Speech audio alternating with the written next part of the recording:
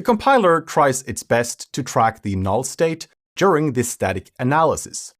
It can't understand everything, so in some cases, it will not automatically understand that we've already guarded against null, or in some cases, that null would be accepted.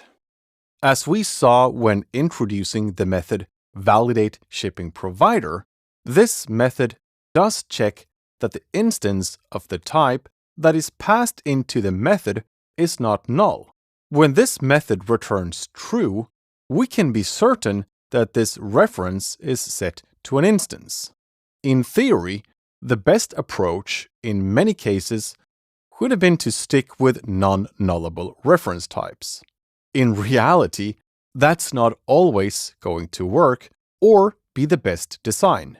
This is why there's a set of attributes in system.diagnostics.codeAnalysis that will help us to instruct the compiler when it's performing the null state static analysis. We won't be looking at all the attributes. You can always consult the Microsoft Docs to see if there's an attribute that can be used in your specific situation, or if you simply want to try out all of the different ones available. The attribute that we are going to use is listed in the post condition category of these attributes, and this is known as not null when. We need to bring in the namespace system.diagnostics.codeAnalysis.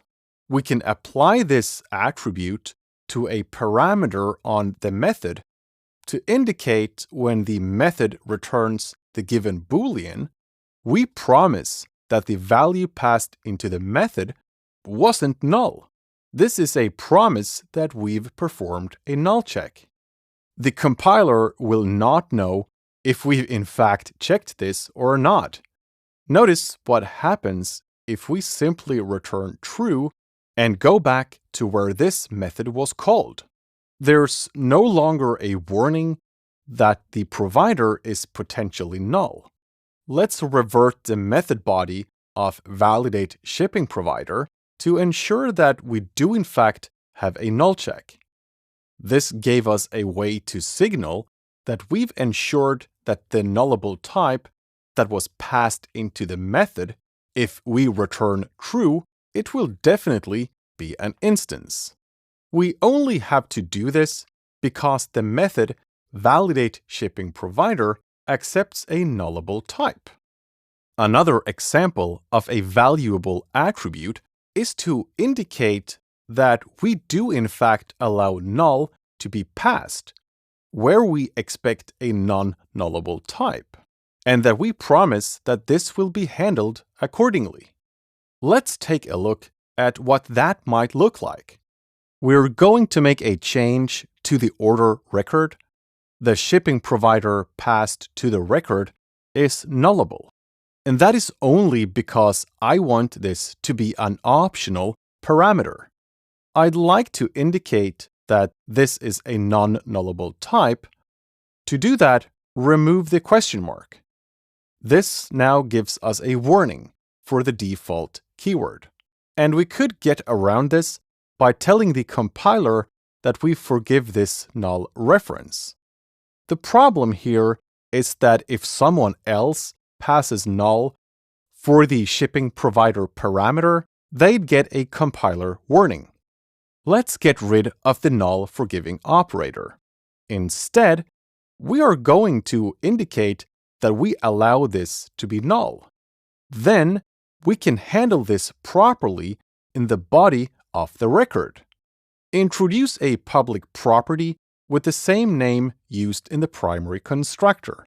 Use get and init to allow this to be set using the object initializer. Finally, we can initialize this with the value passed to the primary constructor.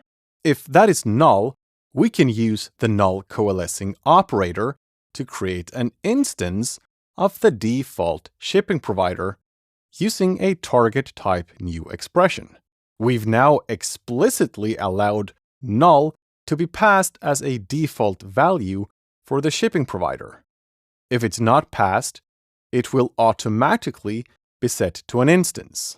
This is a great way to communicate your intent. And as you see, if you create an instance of an order and set each parameter, it's no longer complaining about the shipping provider, because we've said that we accept this. Enabling nullable reference types makes your life easier, and with the help of the different attributes, you can communicate the intent of the methods that do have to work with potential null references. As a good example of how this is used in .NET, we can replace the if statement we have in the event handler. This verified that we had an instance, and if we remove this, we've got a warning. Let's add a call to a method on the type argument null exception called throw if null, and pass the order into this method call. Notice how the warning suddenly disappeared. This is because the method uses the attributes for null state static analysis. If this method call completed, it means the object was set to an instance.